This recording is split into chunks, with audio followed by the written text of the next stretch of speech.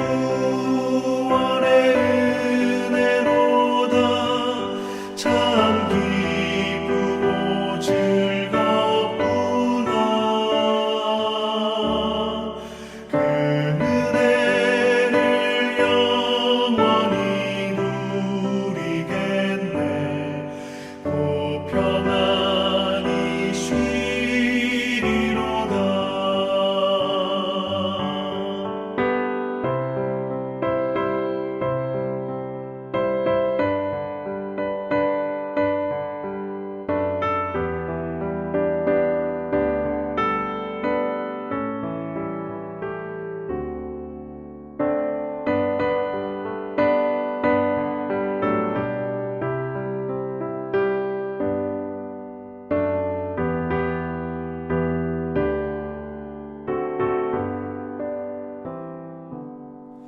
이 세상에 죄악된 일이 많고 참 죽을 일 쌓였구나. 내 주 예수 날 건져주시오니 곧 평안히 쉬리로다. 주 예수의 구원의 은혜로다. 참 기쁘고 즐겁구나. 그 은혜를 영원히 누리겠네. 곧 평안히 쉬리로다.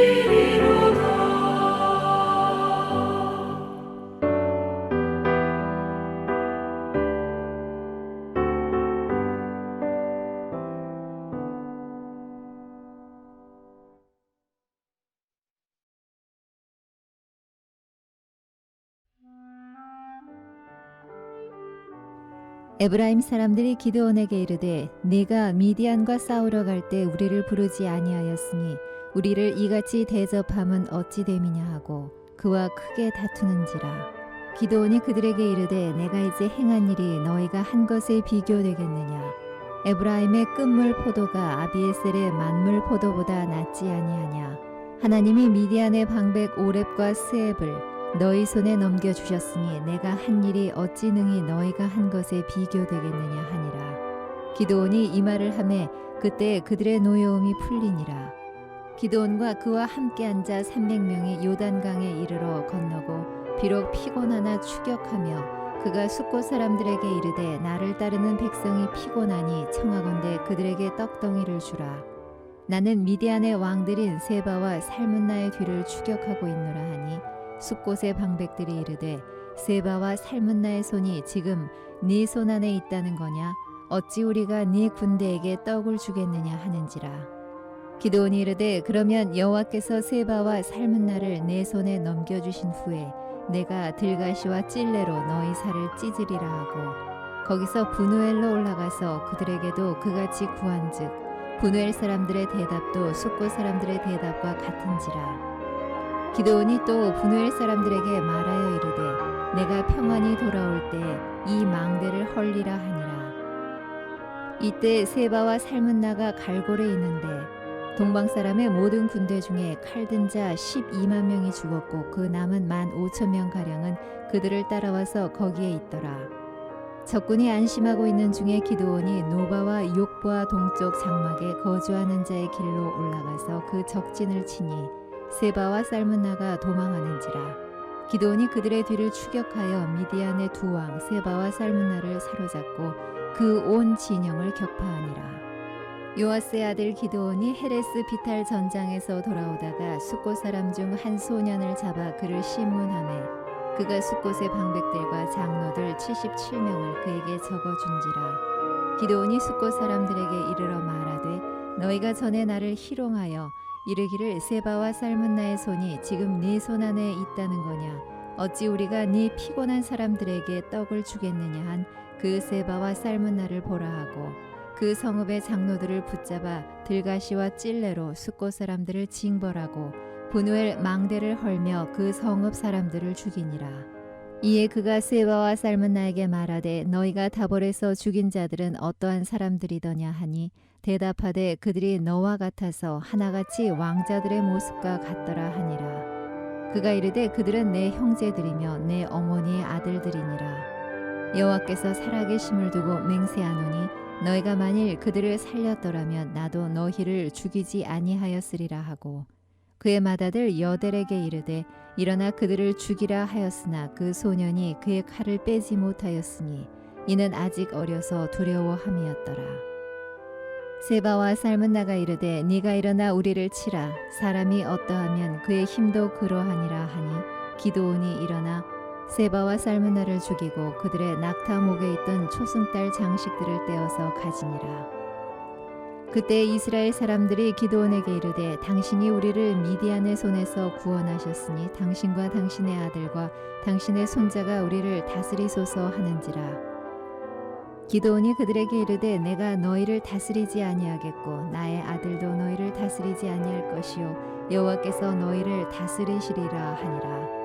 기드온이 또 그들에게 이르되 내가 너희에게 요청할 일이 있으니 너희는 각기 탈취한 귀고리를 내게 줄지니라 하였으니 이는 그들이 이스마엘 사람들이므로 금 귀고리가 있었음이라. 무리가 대답하되 우리가 즐거이 드리리이다 하고 겉옷을 펴고 각기 탈취한 귀고리를 그 가운데에 던지니 기드온이 요청한 금 귀고리의 무게가 금 1700세겔이요 그 외에 또 초승달 장식들과 폐물과 미디안 왕들이 입었던 자색 의복과 또 그 외에 그들의 낙타의 목에 둘렀던 사슬이 있었더라. 기드온이 그 금으로 에봇 하나를 만들어 자기의 성읍 오브라에 두었더니 온 이스라엘이 그것을 음란하게 위함으로 그것이 기드온과 그의 집에 올무가 되니라. 미디안이 이스라엘 자손 앞에 복종하여 다시는 그 머리를 들지 못하였으므로 기드온이 사는 40년 동안 그 땅이 평온하였더라. 오늘 본문은 기드온과 300용사들이 미디안의 잔당들을 뒤쫓아서 완전히 멸절시키고 전쟁에서 온전한 승리를 얻는 내용입니다. 기드온이 미디안과의 전쟁에서 완전하게 승리를 하였습니다. 전쟁에서 승리한 이유는 기드온의 우선순위 때문이었습니다. 기드온은 미디안과의 전쟁에서 한눈을 팔지 않았습니다. 미디안의 왕 세바와 살문나가 여전히 건재하였고 그 군사도 15,000명이나 되었기 때문에 언제든지 군대를 재정비해서 이스라엘을 쳐들어올 수 있는 여지가 충분히 있었습니다. 이것을 기드온이 잘 알고 있었기 때문에 기드온은 집중력을 흐트리지 않고 끝까지 집중하여 미디안군을 완전히 퇴치할 수 있었습니다. 미디안의 잔당들을 뒤쫓으러 갈 때 갑자기 에브라임 지파가 기드온에게 불평하기 시작합니다. 왜 미디안과 싸우러 갈 때 자기들을 부르지 않았느냐고 시비를 걸어왔습니다. 에브라임 지파가 왜 기드온에게 불평을 하는 걸까요? 에브라임 지파와 기드온이 속한 므낫세 지파는 형제 지파입니다. 그런데 항상 에브라임 지파가 므낫세 지파보다 더 크고 앞서 나갔습니다. 그런데 미디안과의 전쟁에서 기드온이 이스라엘 전체의 사사가 되어서 므낫세 지파가 주목을 받고 칭찬을 받으니까 그게 지금 배가 아픈 겁니다. 기드온은 에브라임의 이러한 비난에 흥분하여서 전쟁을 그들과 벌일 수도 있었습니다. 하지만 기드온은 여기에서 불필요한 감정을 소모하지 않았습니다. 오히려 겸손하게 에브라임 지파가 므낫세 지파보다 항상 훌륭하지 않았느냐고, 지금 자신이 한 일은 에브라임 지파가 지금까지 한 일에 비해서 자기의 사역은 보잘것없는 사역이라고 낮추고 있습니다. 기도는 지금 무엇이 더 급하고 중요한 일인지를 명확하게 알고 있었습니다. 그래서 에브라임 지파 사람들을 달래고 있는 것입니다. 기도는 에브라임과 불필요한 감정을 소모하지 않고 그들을 달래고 재빨리 움직였습니다. 세바와 살문나의 군대를 일망타진하기 위해 추격전을 펼쳤습니다. 기돈과 300용사들은 힘겨운 추격전 가운데서도 아주 피곤한 상태에 빠지게 됩니다. 수일 동안 먹지도 못하고 또한 마시지도 못하고 잠도 못 자고 쉼없이 계속해서 미디안군을 추격해 갔습니다. 이러한 상황 속에서 요단 동편의 숫곳이란 지역에 도착합니다. 그리고 숫곳 사람들에게 이 모든 일들을 설명하고 식량을 달라고 요청합니다. 하지만 기드온과 300용사들은 숫곳 사람들에게 이러한 청을 단칼에 거절을 당하게 됩니다. 분우엘에서도 똑같은 대접을 받았습니다. 숫곳과 분우엘 사람들은 기드온과 300용사들에게 나누어 줄 물도 없고 떡도 없다고 그들을 문전박대하며 내쫓아 버렸습니다. 그 이유는 기드온의 군대가 너무나도 보잘것없이 그렇게 보였기 때문입니다. 겨우 300명으로 15,000명을 어떻게 이길 수 있겠습니까? 그리고 기드온을 도와주었다가 나중에 세바와 살문나로부터 보복을 받을 것이 두려워서 기드온을 도와주지 않은 것입니다. 숫곳과 분우엘 사람들은 같은 이스라엘 사람들이었습니다. 그런데 이들은 기드온을 도와주다가 오히려 보복당할 것이 두려워서 기드온을 문전박대하며 내쫓았던 것입니다. 기드온은 크게 분노합니다. 에브라임 지파에게는 관대했던 기드온이 숫곳과 분우엘 사람들에게는 관대하지 않고 그들에게 보복을 맹세하였습니다. 기드온은 에브라임 사람들이 불평할 때는 겸손하게 잘 참으면서 그 일을 잘 무마시켰는데 왜 숫곳과 분우엘 사람들에게는 분노를 폭발시키며 나중에는 철저하게 그들에게 복수를 한 걸까요?